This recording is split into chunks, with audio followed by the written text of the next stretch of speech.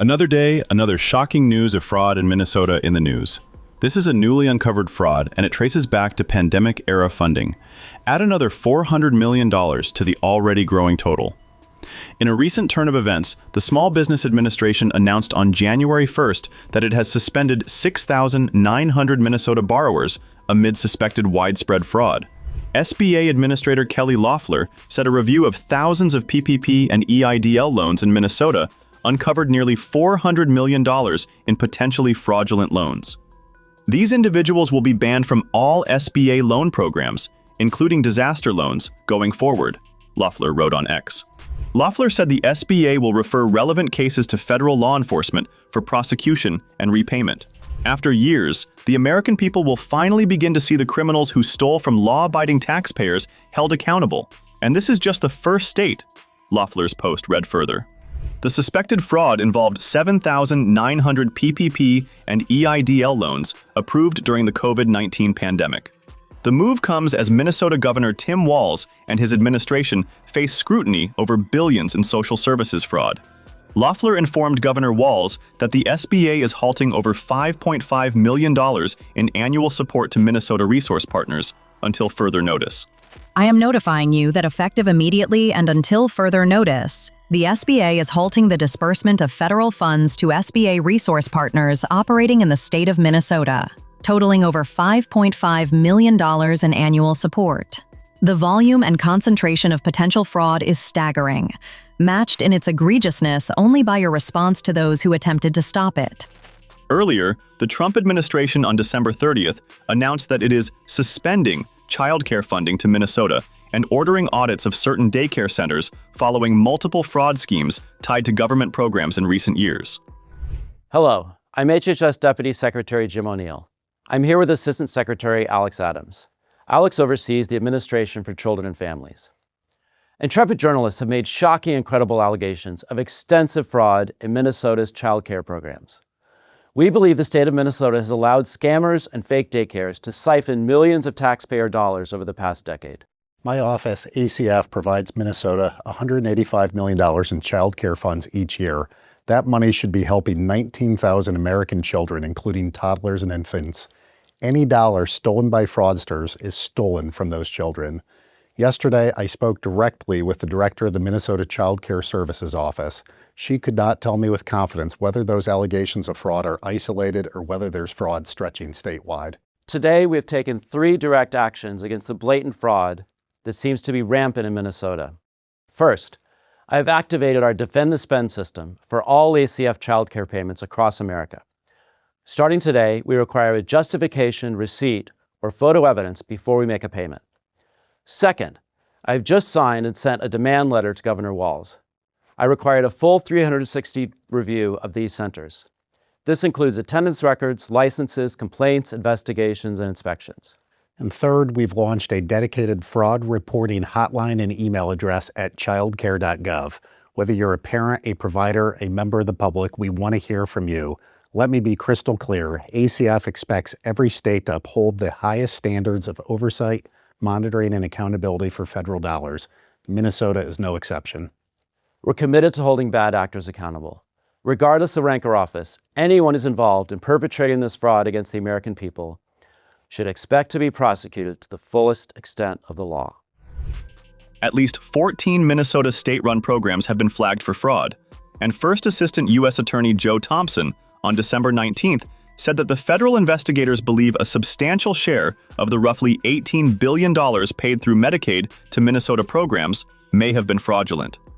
What we see in Minnesota is not a handful of bad actors committing crimes, Thompson said. It's swamping Minnesota. I spoke in the fall about the iceberg I saw ahead. Something's fraud that's much larger than what's been visible to the public. When I said that, it wasn't hyperbole or rhetoric, it was a warning. And today I want to talk and I want to show here a sense of what that iceberg looks like, because I think people deserve to know what that is and how big this problem is, because we can't solve the problem until we grapple with the size of it. So the Center for Medicare and Medicaid Services pulled the claims data for these 14 programs dating back to 2018. And those 14 programs in Minnesota have cost $18 billion since 2018, and more than $3.5 billion in 2024 alone.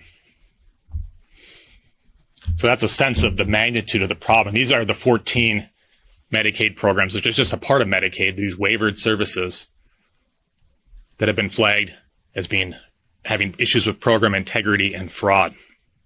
Now, I'm sure everyone is wondering how much of this $18 billion was fraud. It's not the $1 million question, that's the $18 billion question. The answer is far too much, and the task ahead of all of us is not only figuring out how much of that money was fraud, because we know a significant amount was, but figuring out how to put an end to the fraud in our state and get control of it. So let me end with this before I take questions. The magnitude of the fraud in Minnesota cannot be overstated. It's staggering amounts of money that have been lost. The latest findings could reinforce President Donald Trump's claims that Minnesota has become a hub of fraudulent money laundering activity under Governor Tim Walz, the Democrats' vice presidential nominee in last year's election. Earlier, on December 4th, Senator Kennedy went on a rampage on the Senate floor over a $1 billion Somali daycare fraud scandal, explaining what was happening in Minnesota.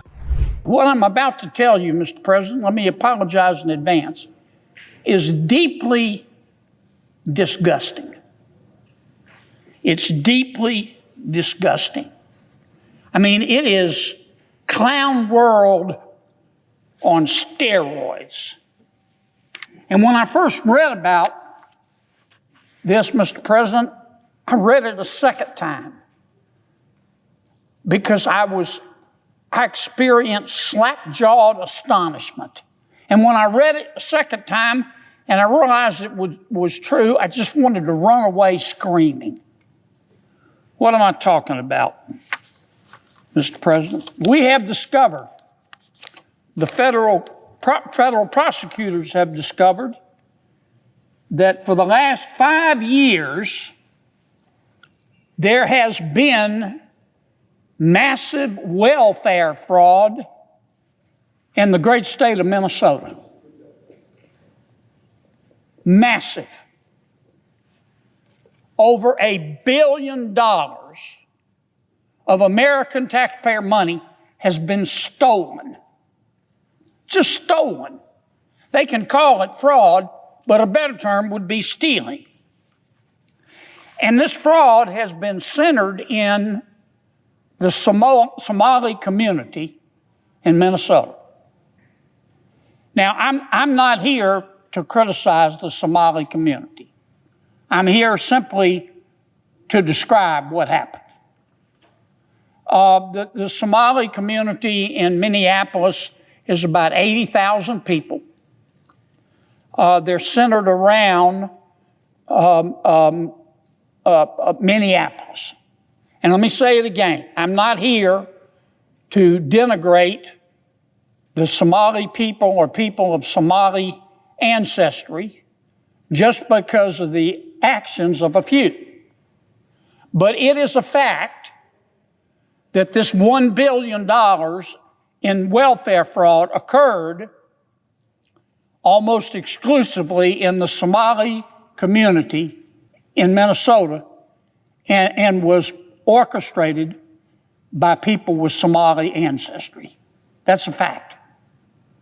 Facts aren't racist. Facts are facts. So far, 59 people have been convicted, 86 have been charged, and 78 of them are of Somali ancestry. That's just a fact.